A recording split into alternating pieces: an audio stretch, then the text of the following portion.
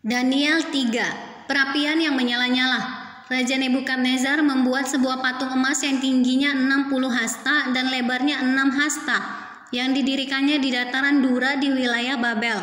Lalu Raja Nebukadnezar menyuruh orang mengumpulkan para wakil raja, para penguasa, para bupati, para penasihat negara, para bendahara, para hakim, para ahli hukum, dan semua kepala daerah untuk menghadiri pentahbisan patung yang telah didirikannya itu.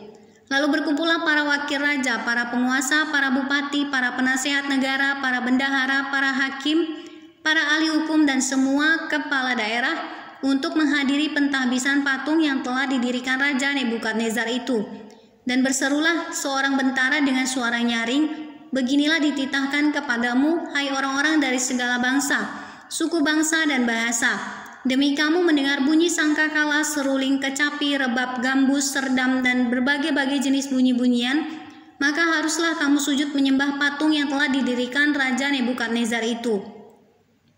Siapa yang tidak sujud menyembah akan dicampakkan seketika itu juga ke dalam perapian yang menyala-nyala. Sebab itu demi segala bangsa mendengar bunyi sangkakala, seruling, kecapi, rebab, gambus, dan berbagai-bagai jenis bunyi-bunyian, maka sujudlah orang-orang dari segala bangsa, suku bangsa dan bahasa, dan menyembah patung emas yang telah didirikan Raja Nebukadnezar itu." Pada waktu itu juga tampillah beberapa orang Kasdim menuduh orang Yahudi. Berkatalah mereka kepada Raja Nebukadnezar, "Ya Raja, kekalah hidup tuanku. Tuanku Raja telah mengeluarkan titah bahwa setiap orang yang mendengar bunyi sangkakala, seruling, kecapi, rebab, gambus, serdam, dan berbagai-bagai jenis bunyi-bunyian harus sujud menyembah patung emas itu. Dan bahwa siapa yang tidak sujud menyembah akan dicampakkan ke dalam perapian yang menyala-nyala. Ada beberapa orang Yahudi yang kepada mereka telah tuanku berikan pemerintahan atas wilayah Babel, yakni Sadrak, Mesakh, dan Abednego. Orang-orang ini tidak mengindahkan titah tuanku, ya Raja. Mereka tidak memuja dewa tuanku dan tidak menyembah patung emas yang telah tuanku dirikan." Sesudah itu Nebukadnezar memerintahkan dalam marahnya dan geramnya untuk membawa Sadrak, Mesakh, dan Abednego menghadap. Setelah orang-orang itu dibawa menghadap raja, berkatalah Nebukadnezar kepada mereka, "Apakah benar, hai Sadrak, Mesakh, dan Abednego, bahwa kamu tidak memuja dewaku dan tidak menyembah patung emas yang kudirikan itu? Sekarang jika kamu bersedia demi kamu mendengar bunyi sangkakala, seruling, kecapi, rebab, gambus, serdam, dan berbagai-bagai jenis bunyi-bunyian, sujudlah menyembah patung yang kubuat itu. Tetapi jika kamu tidak menyembah, kamu akan dicampakkan seketika itu juga ke dalam perapian yang menyala-nyala. Dan dewa manakah yang dapat melepaskan kamu dari dalam tanganku?" Lalu Sadrak, Mesakh, dan Abednego menjawab Raja Nebukadnezar, "Tidak ada gunanya kami memberi jawab kepada tuanku dalam hal ini. Jika Allah kami yang kami puja sanggup melepaskan kami, maka ia akan melepaskan kami dari perapian yang menyala-nyala itu, dan dari dalam tanganmu, ya Raja. Tetapi seandainya tidak, hendaklah tuanku mengetahui, ya Raja, bahwa kami tidak akan memuja dewa tuanku dan tidak akan menyembah patung emas yang tuanku dirikan itu." Maka meluaplah kegeraman Nebukadnezar. Air mukanya berubah terhadap Sadrak, Mesakh, dan Abednego. Lalu diperintahkannya supaya perapian itu dibuat 7 kali lebih panas dari yang biasa.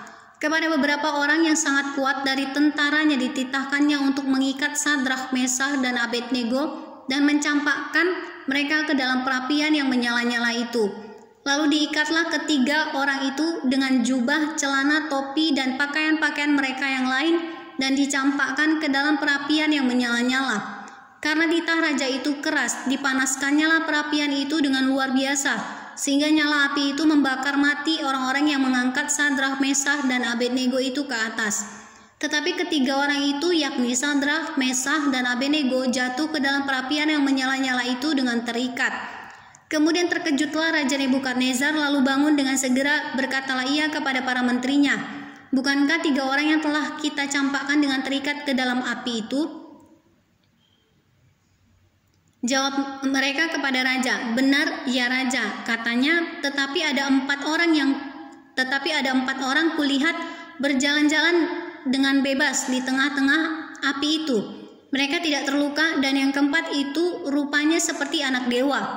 Lalu Nebukadnezar mendekati pintu perapian yang bernyala-nyala itu, berkatalah ia, Sadrak, Mesakh, dan Abednego, hamba-hamba Allah yang maha tinggi, keluarlah dan datanglah kemari. Lalu keluarlah Sadrak, Mesakh, dan Abednego dari api itu. Dan para wakil raja, para penguasa, para bupati, dan para menteri raja datang berkumpul. Mereka melihat bahwa tubuh orang-orang ini tidak mempan oleh api itu, bahwa rambut di kepala mereka tidak hangus, jubah mereka tidak berubah apa-apa, bahkan bau kebakaran pun tidak ada pada mereka. Akan ada di antara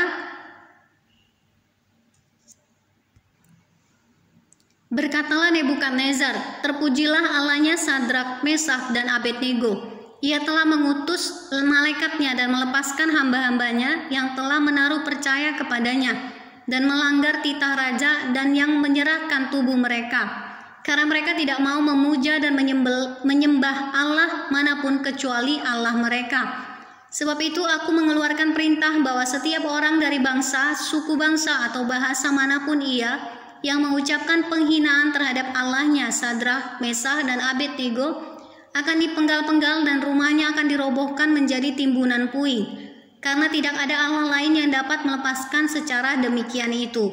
Lalu raja memberikan kedudukan tinggi kepada Sadrak, Mesakh, dan Abednego di wilayah Babel.